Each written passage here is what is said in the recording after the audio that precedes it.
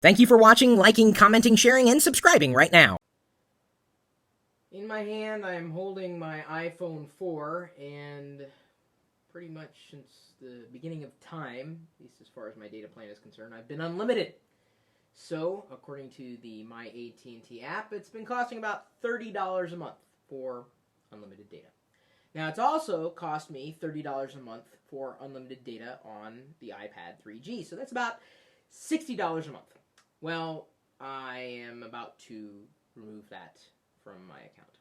I have already killed off the monthly, no subscription needed monthly plan for the iPad 3G, saving me $30 a month, but I'm going to still need to be connected when I'm away from the home office here where I've got Wi-Fi. In order to do that, I'm going to enable tethering now, officially with iOS 4.3 and the Data Pro 4GB for iPhone.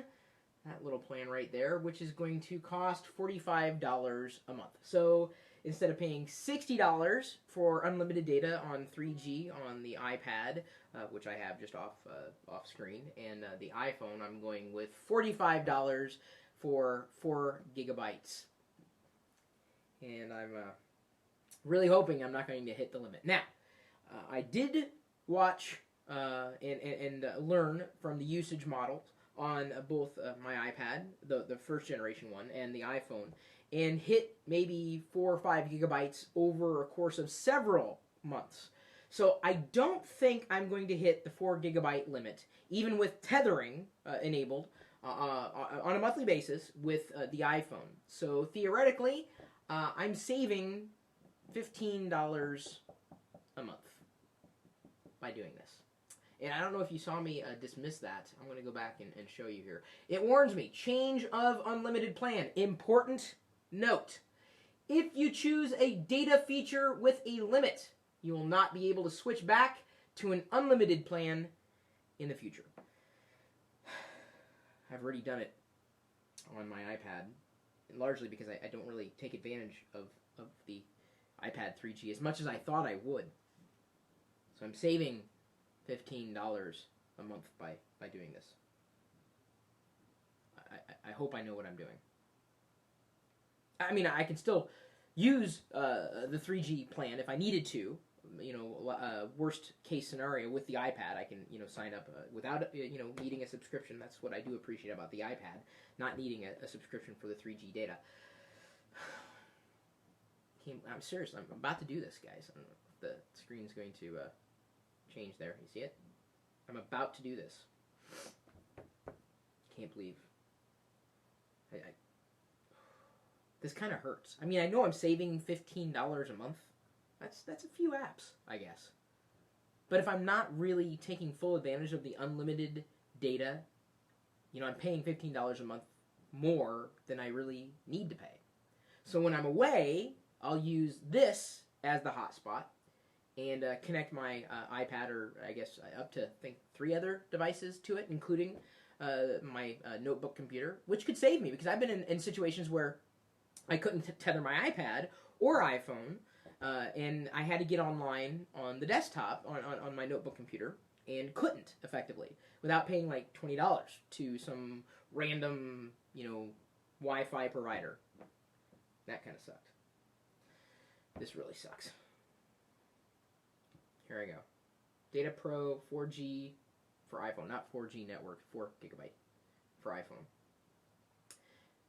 We'll see how quickly I can enable tethering after I add this. It may take a while. I may not be able to do it immediately. But, when that does happen, I'll go ahead and record a video explaining that. I can't believe I'm recording a video of this. But this video is for posterity. Like, knowing that I once had unlimited data. Is this something that you've done? Have you decided not to do it? Have you decided to stick with unlimited data? Are you using up to 4 gigabytes a month?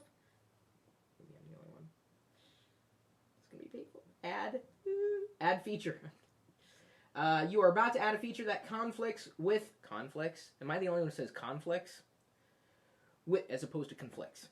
With an existing feature. By adding the new feature, the conflicting feature will be removed from wireless numbers. Are you sure you want to add the new feature? I should just put this up for a vote, shouldn't I? This is kind of... Yes. It's spinning, it's spinning, it's spinning. Don't tell me, don't tell me. Oh, I can't believe I did this.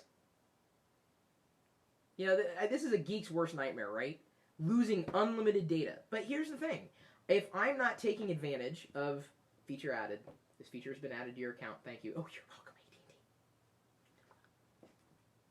And now the unlimited option is completely gone. It used to be there. It's not there anymore inside the application. All right, let's see if I can enable tethering right away. Going into settings, general. Oh, God. Oh, wait, no, not general, network. Sorry. Getting ahead of myself. But yeah, general, then network.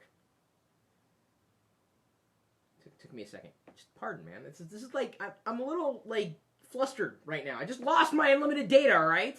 Give me a chance. Oh, yeah, I can enable it right away, right there.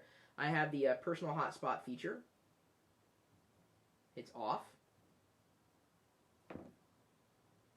We'll go ahead and tap that. Gotta tap it. Personal hotspot on. It says turn on personal hotspot to share your iPhone's internet connection. Additional usage charges may apply. Now I'm really going to have to watch my data. And then it has a nice little explanations. You can connect by Wi-Fi, Bluetooth, or by way of USB.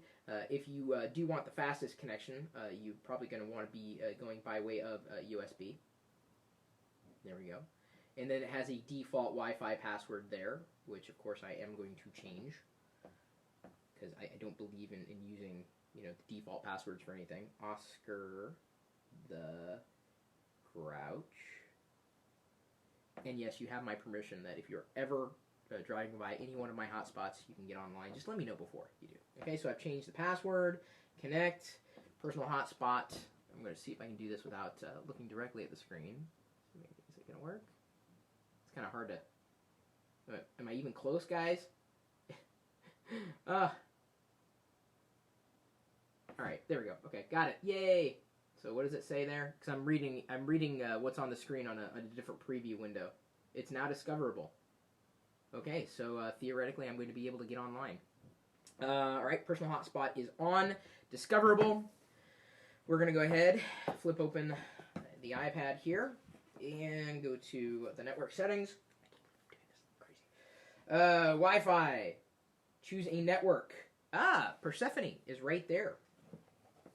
I'm going to go ahead and show you what I see on the screen. It's the second option. I'm sorry if I'm holding it kind of awkwardly. There, Persephone, the second screen, and you can see the options available. That's a different icon, and it looks like it's a link. It looks like a link, and it's locked down, of course, the password. We're going to go ahead and connect to Persephone, Oscar the Grouch, join. And now I am connected to Persephone. So we're going to go ahead and browse the web using the iPhone as a personal hotspot. Got to really be careful with this. Although, wait, yeah, that's a personal hotspot that I'm using now. So it's 3G. I'm going to have to reset my data usage here. But I'm just going to load up. We'll go to facebook.com/Chris Pirillo. See how long it takes. 3G, of course. That's pretty decent. That's, again, over 3G. And I know I'm connected by way of tethering, by the way. Just something to note, at least by way of the iPad. Let's see if I can get that icon to show up clearly. You see it's a link. It says iPad and a link instead of 3G or the wireless signal, the little beams that would normally show up. So I've got a visual indicator that I'm actually tethering at this point in time. And also, on the phone, it says the time and personal hotspot with one connection using AT&T's 3G network. Dang, man. That was depressing, but kind of cool. I appreciate having the personal hotspot now on the iPhone. I'm going to go ahead and turn that off. It's off now. Yay!